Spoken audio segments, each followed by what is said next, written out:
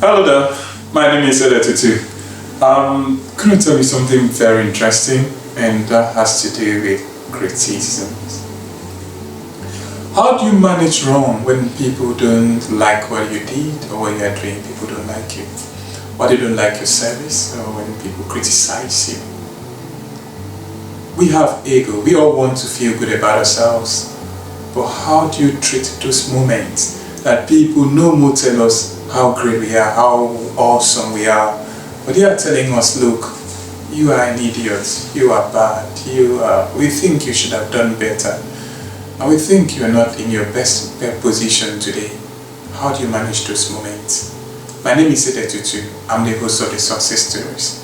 And I do believe that as I tell you things about criticisms today, the tips to manage criticisms today, you will use this point to better your life, to better your relationship, and also upskill in your career, or improve in every area of your life, maybe in your marriage, in your studies, in your academic life, your business, or your relationship with the people in your neighborhood. Criticisms are very important because it comes to build you, to make you, to increase you, to make you become a better person.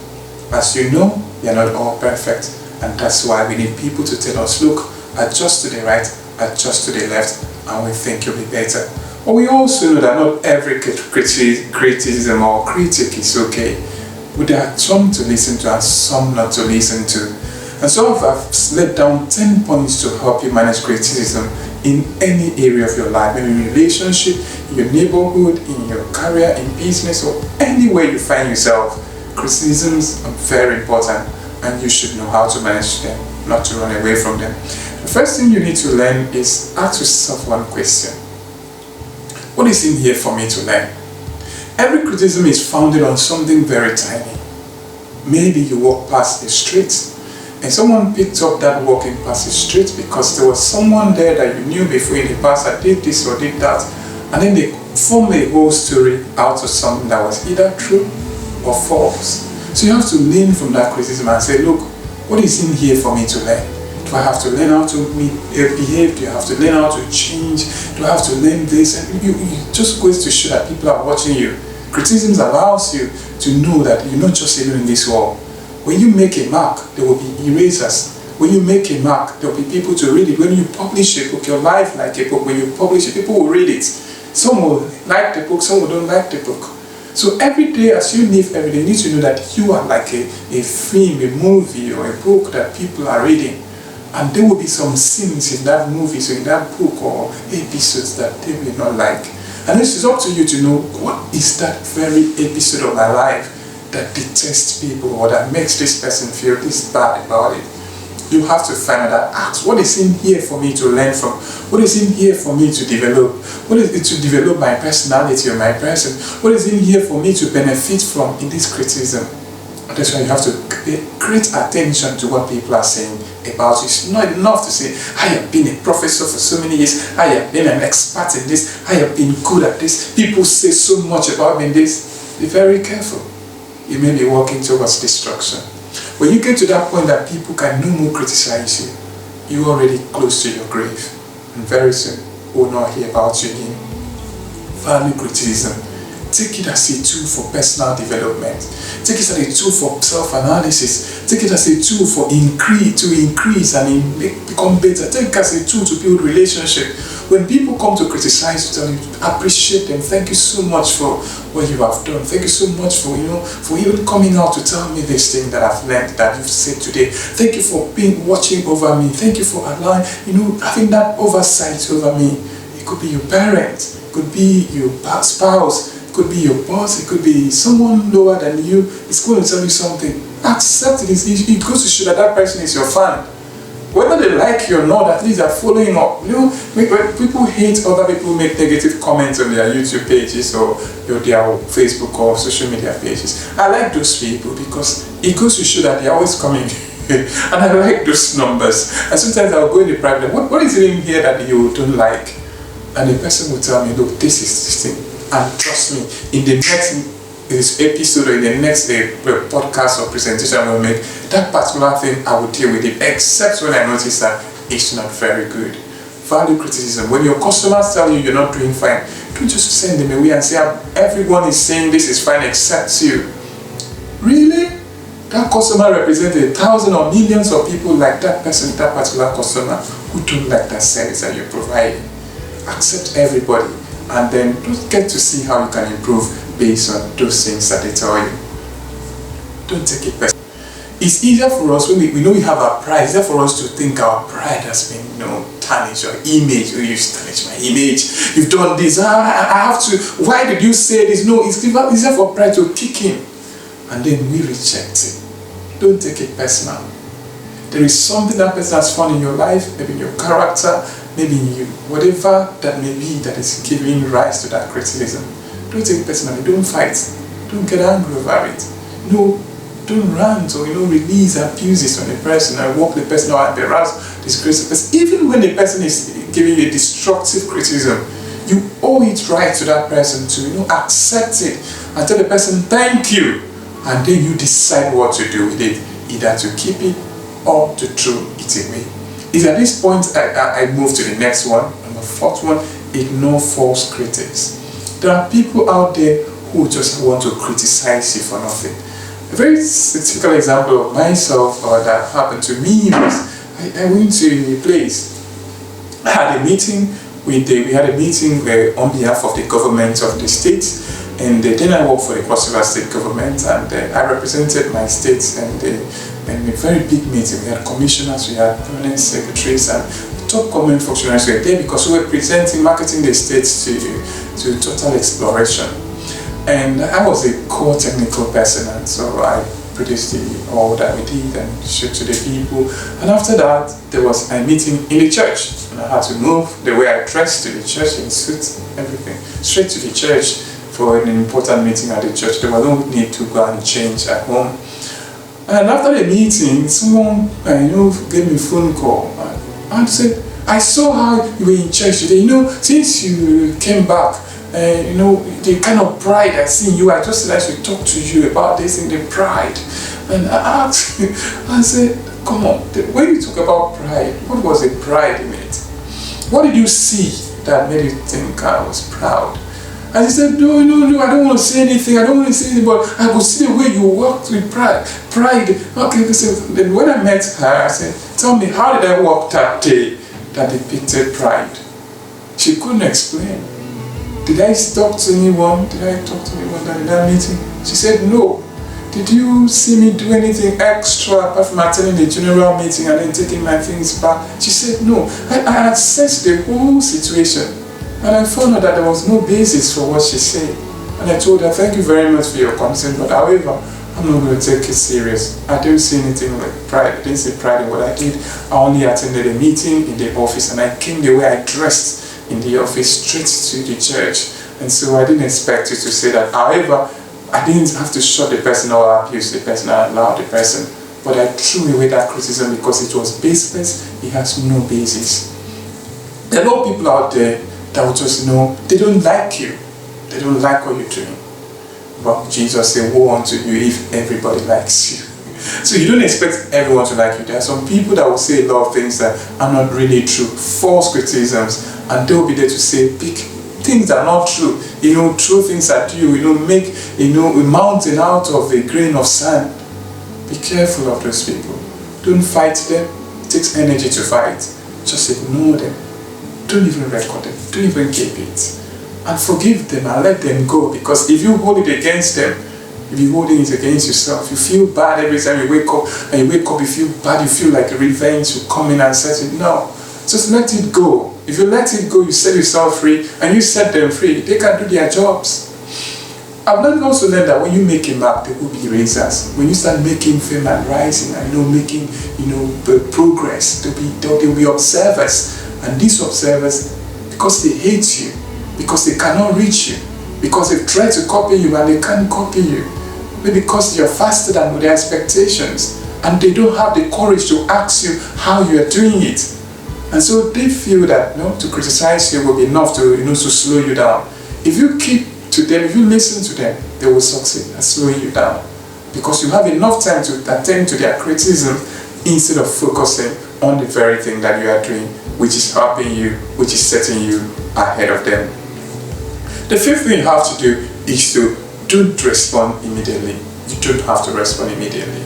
When someone sits beside you and says, oh honey, I think you didn't act well yesterday. Honey, I think you acted stupid yesterday. Honey, I think you did this and that. Or maybe a customer walked into the office in anger and annoyance, I was disappointed at what the service you rendered to me. It cost me this, it did this to me. I love things, maybe the customer is very angry. Maybe your friend is not happy with what you did. At that point, don't respond immediately. Just say, I'm sorry, I will look at it. Where are the documents? Look at the document, give me time to look at it. What are you talking about? If you can record, you record. If you can write, you write it down. If you need someone to help you take notes, take the notes adequately. That person will really respect that maturity in it. The person, please, can you give me time to think about this? Can you give me time to sort this out? Because if you bust in that time to respond, your pride will set in. You get angry, you may lose a customer.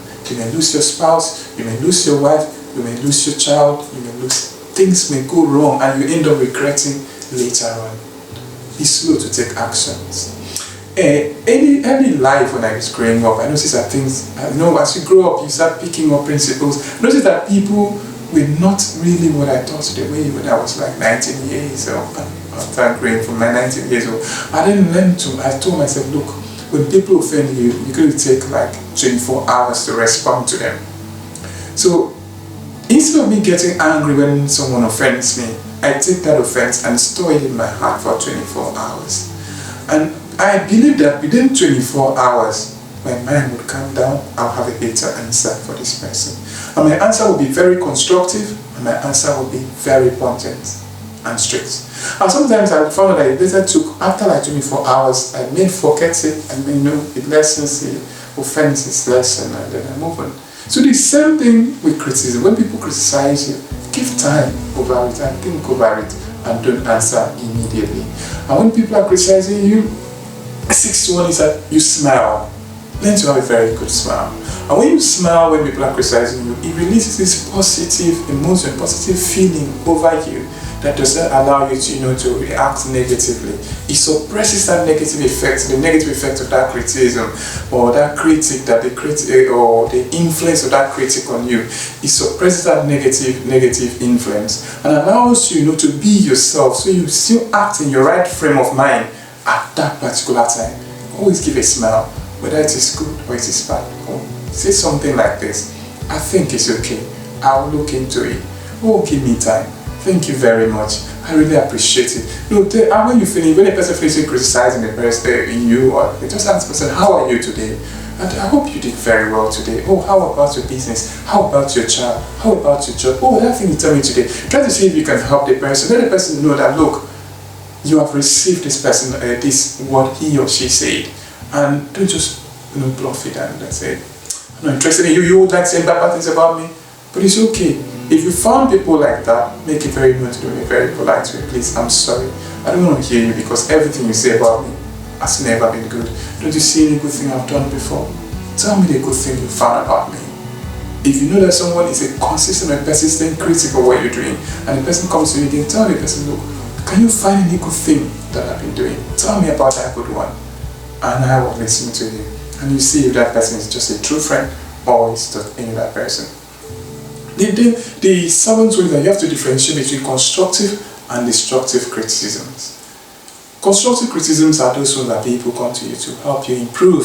Maybe your partner, your spouse, your parents, maybe your parents, a mother, a dad is saying, son, get out of bed and go to school. And I've noticed that you are not serious with your studies. I think that's not a destructive criticism. When your boss comes to you and says, look, I think your performance is not enough. Your performance leaves much to be desired. I think it's not destructive criticism.